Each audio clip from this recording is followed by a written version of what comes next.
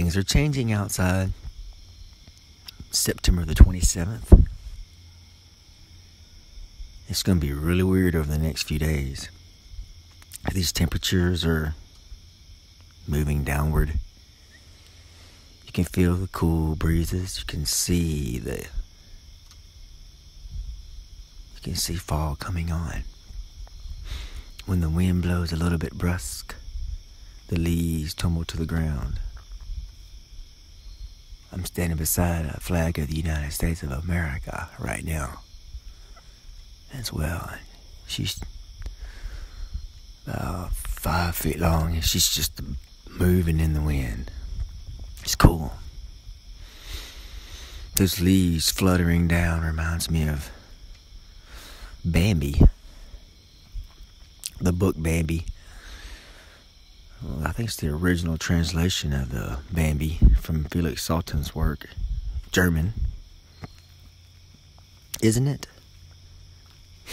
Look it up. But, yeah, chapter 8 is a very weird chapter. It just kind of, it almost doesn't fit because it's so strange. It doesn't mention deer, not once that I'm aware of. In fact, what it is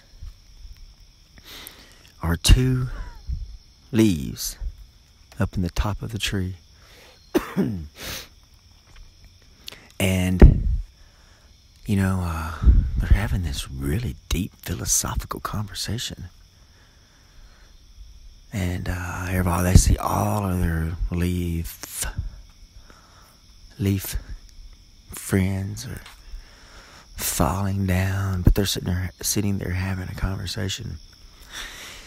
And you find this conversation being, who's going to go first?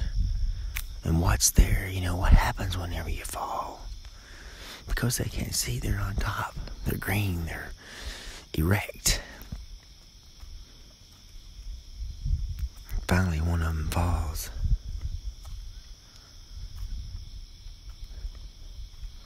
The other one has a little conversation for a minute, and then, he falls too. Ooh, that's a sad reality. That's what freaks me out about the fall. Not only that, because my birthday's in November. So it's like you get in a year older, the leaves are falling off the tree. When I was younger, I didn't really look at a birthday as a scary time because I was young, and I was just getting a year older.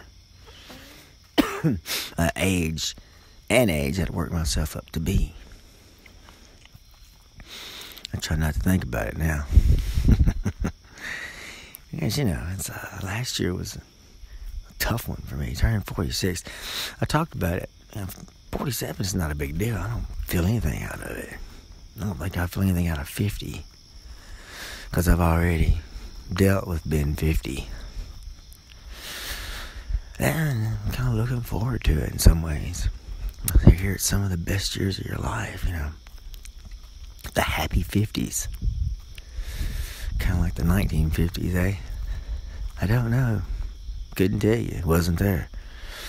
I've heard conflicting stories.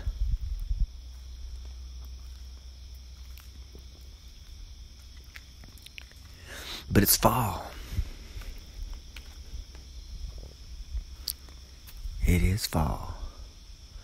Not only on the calendar, which is pretty damn precise, but in the here and now, on the ground. Which has made me think recently about, the people who discovered all of that. That's some pretty smart people. Excuse me. And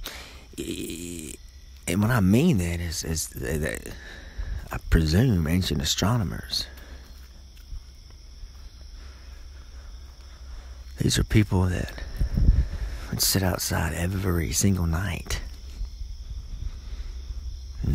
From what I hear, no matter their conditions, and observe and document the sky in a way that could make sense of everything.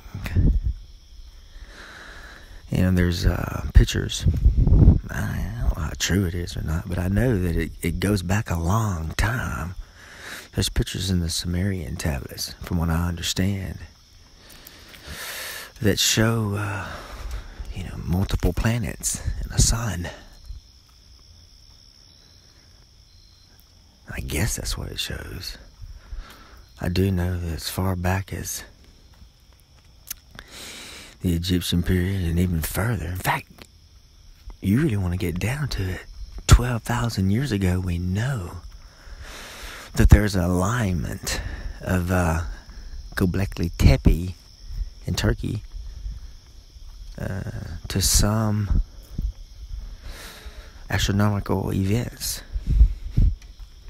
At least, at the very minimum, from what I've heard. Of course, this is the only one I've read about, but I'm more than sure that other things are involved as well in Turkey.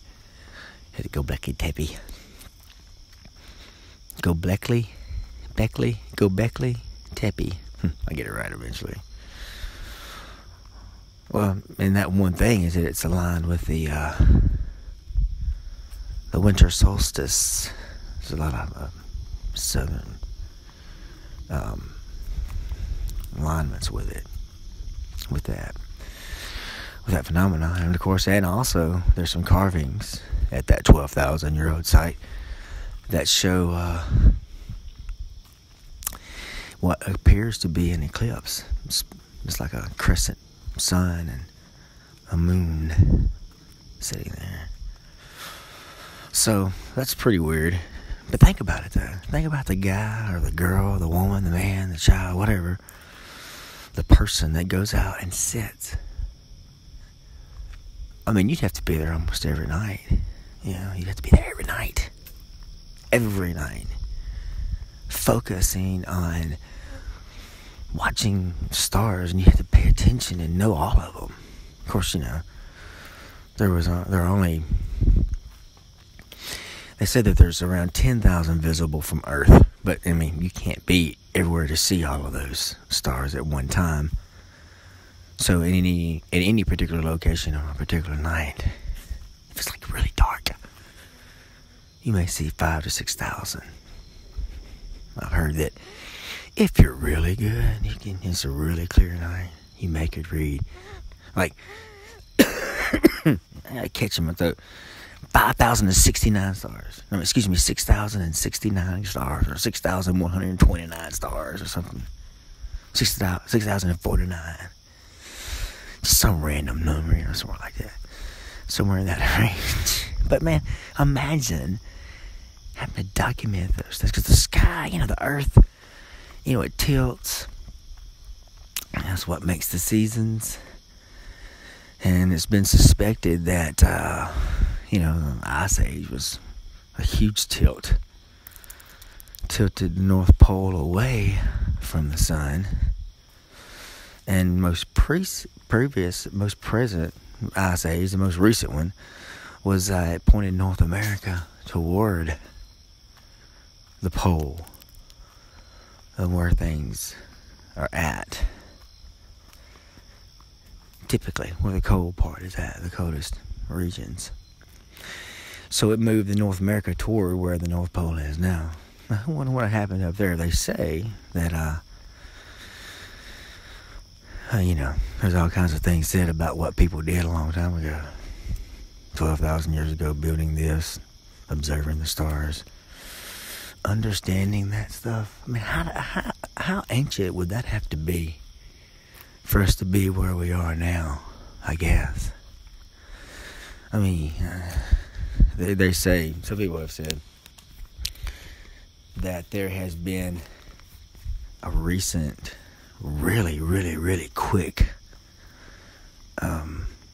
modernizing of man, scientific, technological man. It's very recent, like the last couple of 100 years.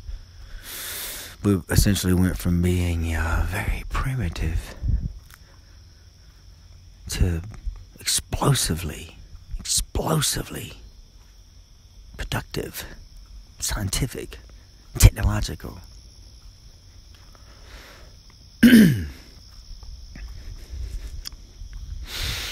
Now, I don't know that I believe that. And the reason why I have challenges believing that is because it's just they do miraculous things. And if the human being is as old as predicted to be, 40,000, 30,000 years old, there's a bunch of things that we don't know. And if the Earth can move up, can move North America toward the pole because of some tilt or what have you, then we need to realize that Mother Nature doesn't care about borders on a map. She's not going to try to preserve in any kind of a long-term nature any kind of a country. And really what we're seeing is that she does things pretty quick. There's always constant change. We know that.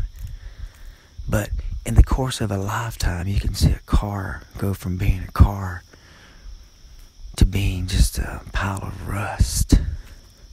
It doesn't take long. Things change slow but fast. And the ancient people, some of them, realized that. And they carved things into stone.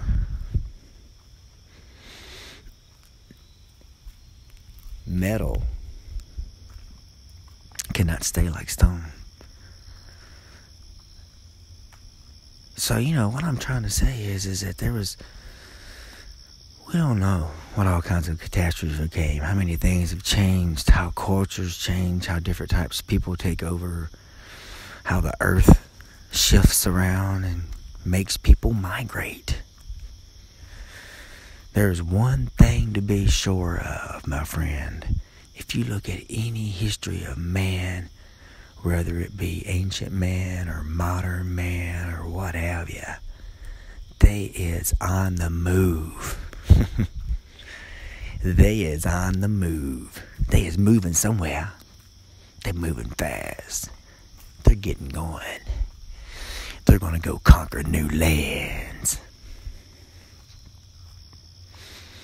And that's the truth.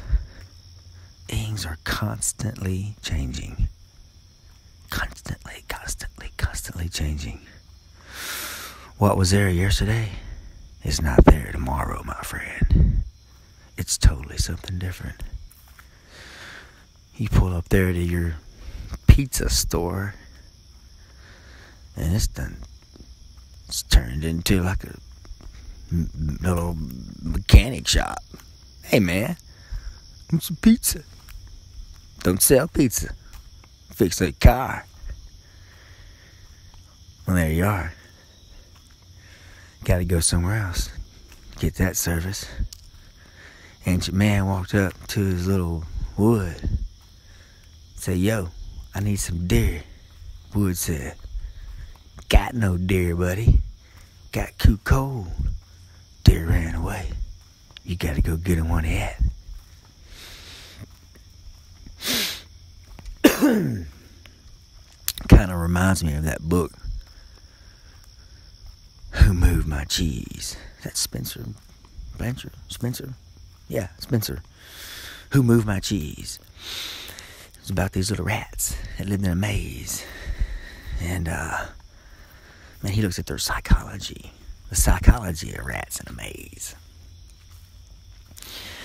So these rats, they would go, they had this cheese station number 1. There's where they went for as long as they could remember getting their cheese. But then, they started noticing that, cheese was gone. So it wasn't much cheese left, and a lot of their friends were gone. They done moved on. They done moved, had to go. Where they was at didn't have any cheese. And then one day, they showed up and there was no cheese at all. And they sat there looking for their cheese, and they sniffed and they scurried and they hurried back and forth. No cheese. One day, this is after a long situation, one of them said, "Hey man, I'm gonna go down here. Like, cool, if it's good, let me know."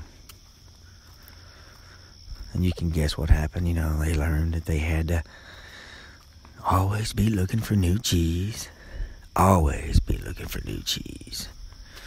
Because the way that it used to be ain't no more. You gotta get your cheese somewhere else, my friend. You gotta migrate. You gotta move on. You gotta get going. Much like what I have to do right now. But, happy fall, y'all. Over and out this September the 27th. Have fun. Be safe.